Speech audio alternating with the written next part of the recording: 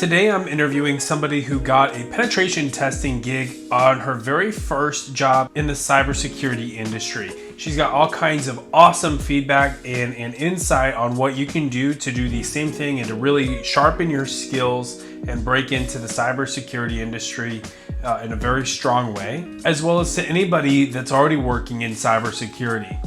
Today we're interviewing Cyrose. You can find her on Twitter. That's CYR0SE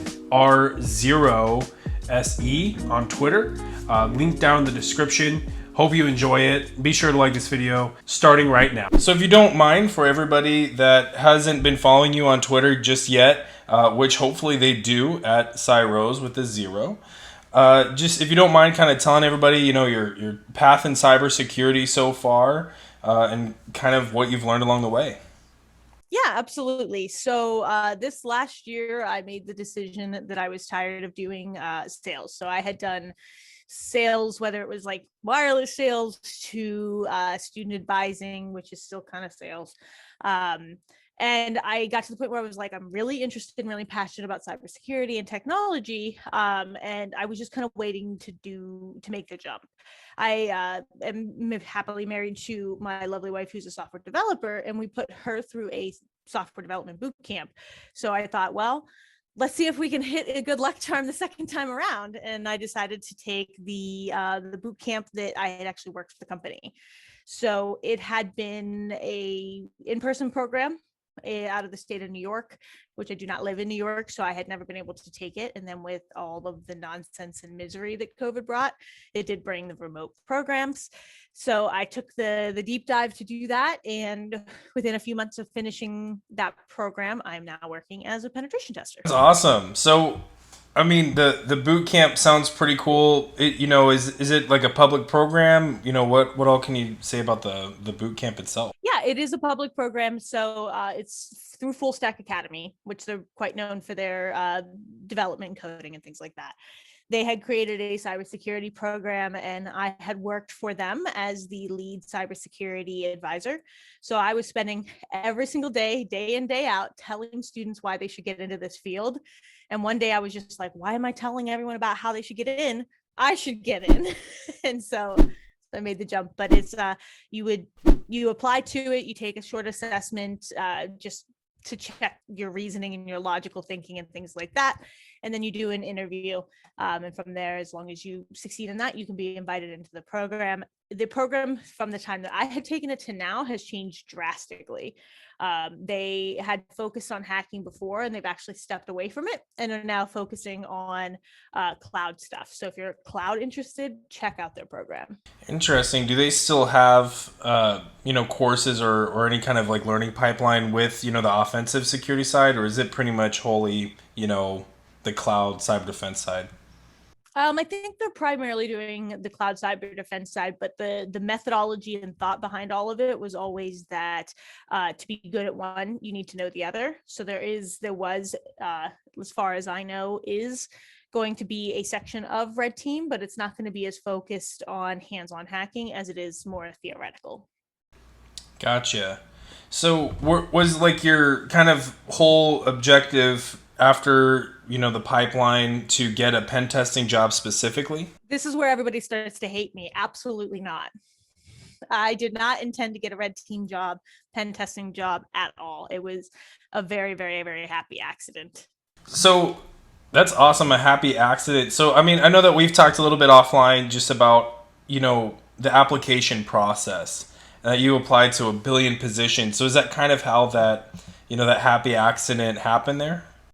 Yeah, so how the methodology I'd taken is that most roles are probably in blue team. So I was looking for a lot of blue team roles and knowing that that was like the way I was going to get in. And I was a little bit uncertain of what I wanted to do. So what I did is I went through LinkedIn, Indeed, all of the guys that you use to apply. And I looked for about 3 seconds at the job postings. And if I saw something that I could have an intelligent conversation about, I applied for it and ignored everything else. I didn't look at the requirements. I didn't look at the college. I didn't look at you need to have cert A, B, C, D, E. Like I said, screw all that.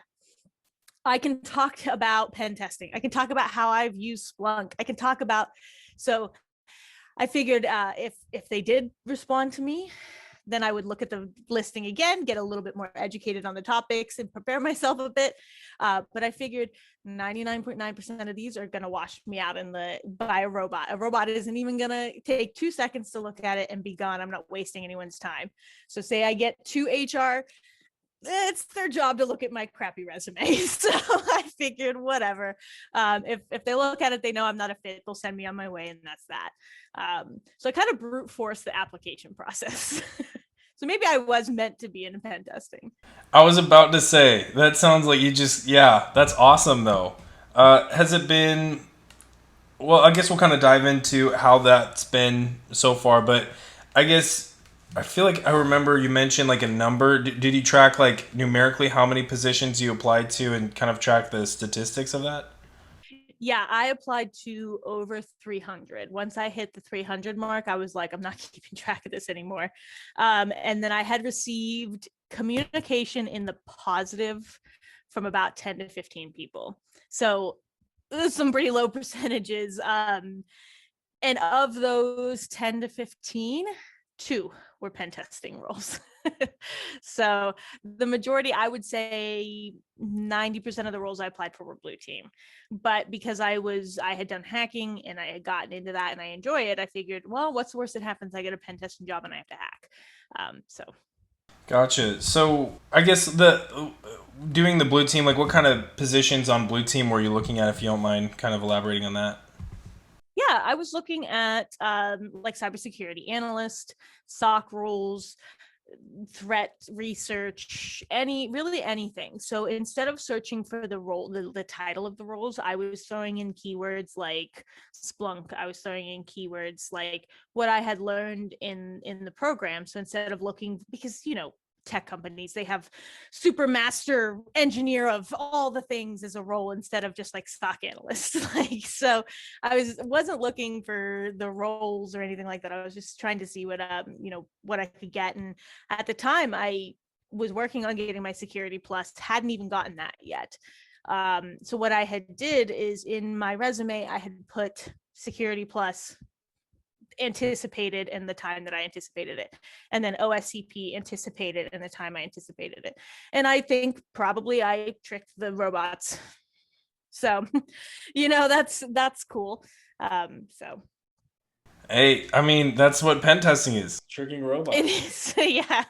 I tricked the robots. I was like destined for it. And when they called me for, I had done a pen testing one where they had sent me an email and they sent me like a test and they had no verbal communication with me at all. It was very awkward.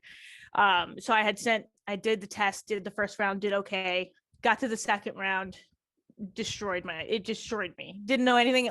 It killed me. And so I said, obviously maybe pen testing isn't my role. So then the company that I work for now, they came along and I said, hey, I'm new. My boot camp, the best thing about it is it casts a really wide net, but it was a very shallow one. So whatever if you want to spend the time talking to me, I'm happy to talk to you. I do bring skills from my past life in. And they interviewed me and I figured, practice. Then they said, can we interview you again? I said, okay, yeah, sure. Interviewed, practice. I'll never hear the third. And then they called me in for the third one and they were like, we need you to test this. And we're going to send you a couple boxes on Hack the Box, write us up a report about it. And I started doing them. They sent me varying difficulty levels and they said, do as many of them as you can, but don't stay up late. We're not going to make you do a 24-hour test. And I was like, haha, yes, you are. Spoiler alert, you will soon. But I did them and I sent an email to the person and I said, I think you're crazy if you interview me, in a polite way. I said, I don't feel comfortable. I feel like I had to look up a lot of things. If you still want to interview me, please let me know. I'll show up tomorrow. I'm happy to be a part of it. If you don't, I don't want to waste anyone's time. And he said, no, you're showing up to the interview. You're showing up. We like you. I came in and I explained my thought process on everything. And they were, at the end of that conversation, they said, like, let's jump into another Zoom room and let's talk about the boring stuff, salary, benefits, all that good stuff. And I was like, does that mean did I just get this job? And then a couple weeks later, they sent me my offer letter and they brought me on. So you got root on the job offer. That's awesome. I did. I did. Somehow, accidentally. I don't know if I could replicate it, but we'll see. Hey, I mean, probably. I mean, that's awesome, though. Congratulations on that. I know that you've been in the role here for a little bit now. We'll kind of talk a little bit about that. Um, but I think it's really exciting, and it brings a lot of just optimism. I know for myself, and hopefully for whoever's watching this interview, that they can get these kinds of positions too.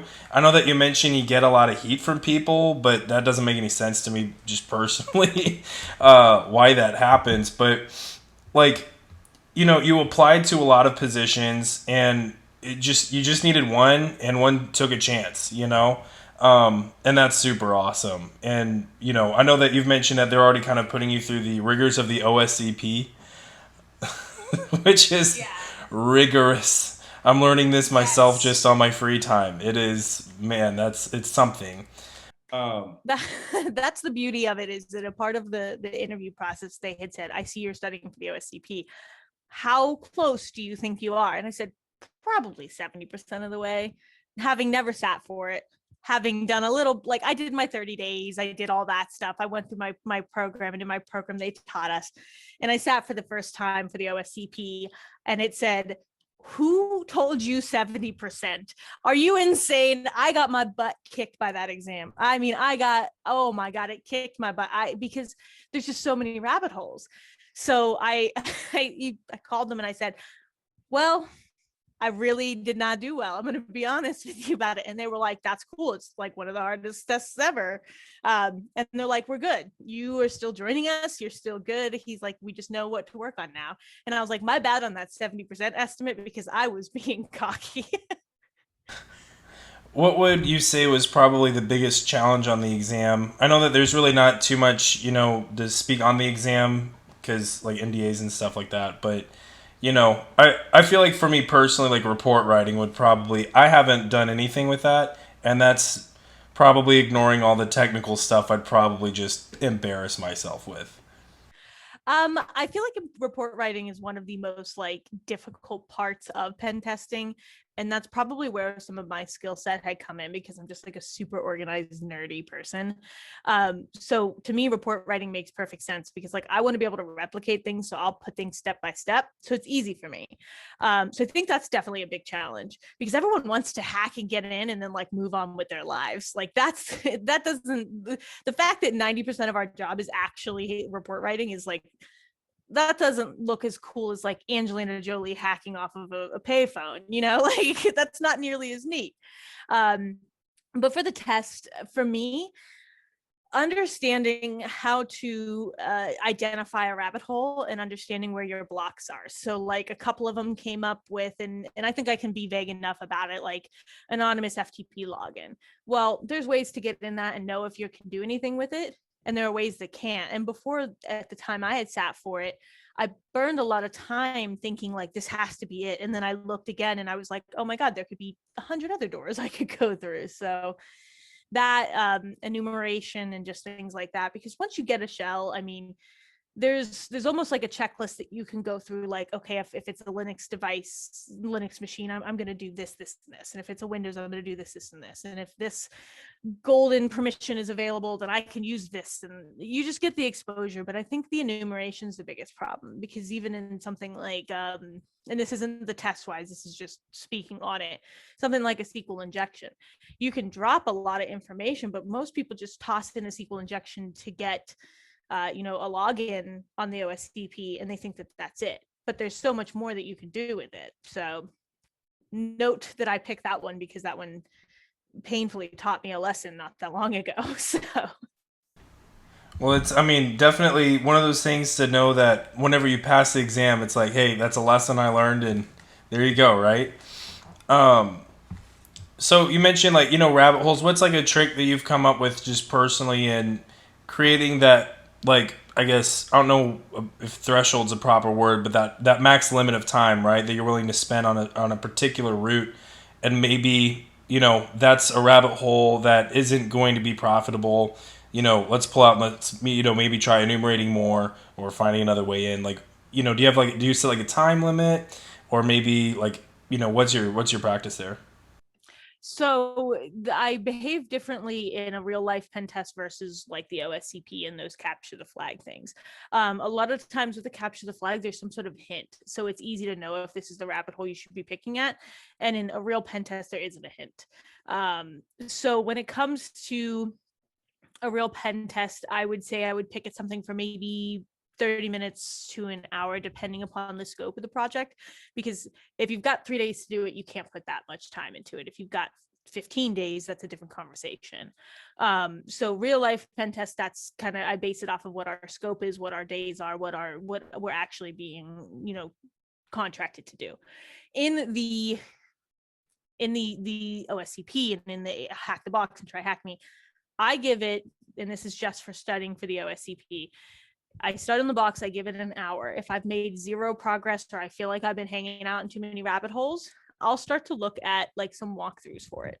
Because to me, to study for the OSCP, the methodology that I'm using is exposure, exposure, exposure. Let me see something. I just worked on one that had like a juicy potato exploit. And then I popped it into another box and I said, oh, that's the same permission that's up. Now I'm familiar with it. Now I know what direction to go. So I'm trying to kind of cram as much knowledge in so I can do my second attempt here shortly. Whether that works, we will see. But Well, we'll be pulling for you. That's for sure. I will get that certification. The question is, how many times is the real question.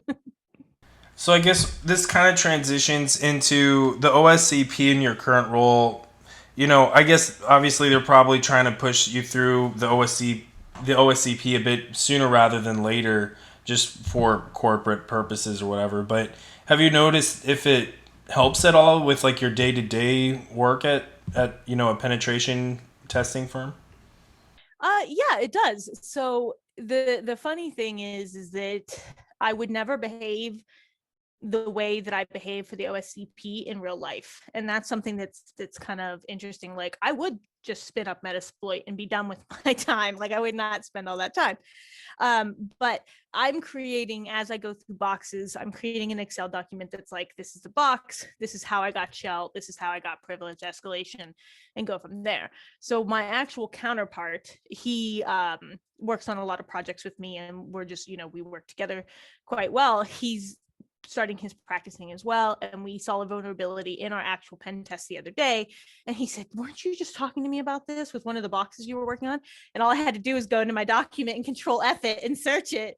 And I was like, oh my God, we are. And it ended up being a false positive. But because I had dug through the OSCP part of it, I knew the difference between what this was a false positive and this wasn't. So it has helped. Awesome. I guess another one of the things that you mentioned going through or using Excel, right? Is that kind of like what you use primarily for documentation, or do you have like a preferred note-taking app? I've heard everything from like Obsidian, Notion. I don't know what some of the other ones are. I'm the worst kind of person in the world, and I use Evernote for my notes. I know they're not secure, so do not ever put anything that's actually like private in there. This is solely because they have a great search function. And so I do a lot of my cyber notes, all the stuff that you get, all the stuff you can find on the internet, all the commands you can find on the internet. And I use that. And then in the Excel document, that's just a quick reference this note, reference this link. Here's a link to this exploit. That's designed for quickness, and then I reference those actual nodes. I really do need to find a new one though. Well, if I can recommend any, I've been loving Obsidian. Obsidian's great. But there's kind of pros and cons. Notion's good because you can access it on multiple devices. Obsidian, I kind of had to, well, I shouldn't put in this interview how I gamed it, but there's a way to access the same vault on multiple devices. I could tell you after the interview. We'll just go to the DMs on that. Yeah. But that one's like it has like they're both kind of relational database or not. Well, they're relational notes, and so you can tag notes, and embed them in each other. And then Obsidian has like a cool like web graphic that will show like it'll just splay out the names of all the different notes you've written, and then it'll have lines between all the ones that reference each other. I don't know. It's just kind of fun. It's pretty good too. Yeah, the reason I go with Evernote is just because I can type in something like you know, Nmap, and then everything that says Nmap will come up, or like a DNS scan or whatever, a zone transfer, like those things. Like I can put in those trigger words and all my notes come up, and then I can see it in my like mad scientist way of thinking. So then that's what I use. So I know it's not secure. I'm awful, but I'm not putting private information in there. Hey, you know, whatever rolls, you know, whatever gets works, the job right? done. Yeah, mission first, right? Exactly.